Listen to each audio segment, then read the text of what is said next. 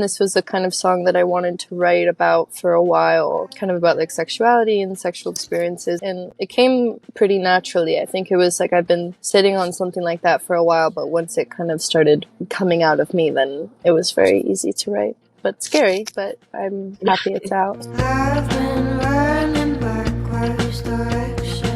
My name's Abby Sage. I currently live in LA, and then I've recorded this project in the UK, and there was someone that kind of described my music as quiet confident, so that's kind of, I like that a lot, so that's kind of how I describe it now. My dad played music when I was growing up and kind of played in bands. We used to live in Toronto, so he would play kind of shows around there, and I would always go to those, and then we moved to the Bay Area, I'd do the same. So he kind of taught me guitar, but we play in very different ways. Like he kind of loves to rock out, and then when I picked up the guitar, all I would do was finger pick. So we kind of learn from each other now in like a beautiful way. But lyrically, it kind of started. I wrote a lot of poetry when I was younger, and still do. So yeah, I think it was interesting because I did everything just kind of vocals and guitar starting out. But yeah, it was always like started with a poem, and then I would kind of pair it with a melody and everything, and then kind of pick it apart in that way. And then when I started working with other people, I think it definitely shifted slightly, but definitely in a direction that I really loved. Like I grew up listening to a lot of Portishead and Feist and everything, so I feel like those influences of kind of more stripped back than with a more produced sound really influenced me. But yeah, and I love working with other people. I feel like especially when it feels like such a safe space, and I definitely have found that kind of with these two people I work with in the UK, which their names are Roy and Tim. Yeah, I would say Feist. And then I think from like a world building perspective, I would say Florence and the Machine. When I was younger, I listened to her so often and would go to every show, and I think her performance style and just kind of her presence has always been really impactful for me. It was definitely like a crazy introduction to festivals, and it was our first kind of stop on like a tour as well, so it felt very intense, but I loved it, and it was really fun because my family got to come and everything, and Austin's great, so I had a great time. Yeah, the tour was really lovely, and I think that it was nice kind of having that element of just kind of being thrown in immediately. But yeah, I love being on tour, so I'm ready to be thrown out again. I just released a song called Hunger, and it was like my first time playing it live kind of on this round, and I really enjoyed playing that one. Yeah,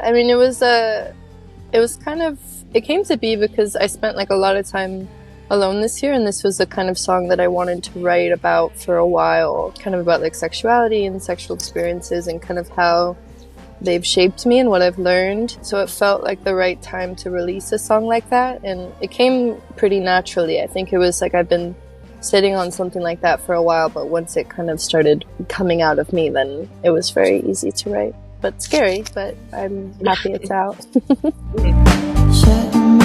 I don't know. I think my parents really encouraged a lot of kind of crafts and whatnot when I was younger, and I think they really allowed me to kind of explore that side of myself. But it's really been recently that I think I've kind of dove into it a little bit more, and I think it's been fun because I've always been so just intrigued by the theater and kind of theatrical productions and everything. But I was always too shy when I was younger to be in them, so it feels almost like a theater resurrection in my life. And I love it because it's just so fun for me to kind of tap into every element of the music, especially visually. And I think it's just fun to have that control over it as well. Yeah, I try and not put that much pressure on it. Like, I think I went into this round not necessarily knowing what the project would be, and just kind of and yeah, like as I said, kind of with the poems and everything, I just kind of went back to a lot of the stuff that I had written kind of throughout my life, because I wanted this project to kind of span over a larger amount of time. But I think that if you're honest, there's always going to be kind of a narrative there, because I mean there's so many stages that you go through, and I think that there's always going to be a through line, and I think that hunger was definitely one of the ones that tied a lot of it together, and that was kind of came more towards the end. But yeah, it's a crazy process, but it's really nice to kind of look at it from above and just kind of see it make sense, I guess. I think, I mean, this one was definitely memorable. I did mainly all of it in the UK. And yeah, there was just like a lot, every trip that I kind of had there, something different happened, and there would always be like a major shift. And so it was really interesting to kind of see how that affected me in my writing and everything. And then, but I would say the last one as well, because I also did that one in the UK, and that was kind of when I first met Roy and Tim, and we started with Pool Party, and I feel like we kind of just realized that we came on something really special.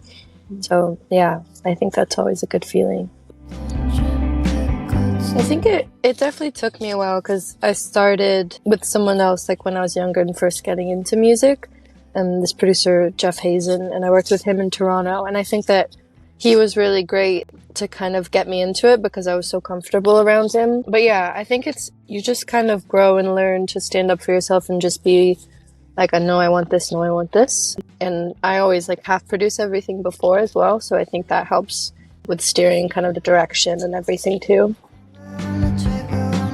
Yeah, 2024 I'm very excited for, because I think that there's going to be a lot happening, like both live and yeah. I've been working really hard on kind of creating like a real visual presence for this project, and it feels really complete and really me, and almost just like a good introduction to people. Like I think this project is definitely me introducing myself and kind of what I represent and who I am. So I'm excited about it. Yeah, I mean, I just released a song called Hunger, and I recommend listening to it alone. But it's one of my favorites, and it's, everywhere on the streaming services, and my name's Abby Sage. Don't pressure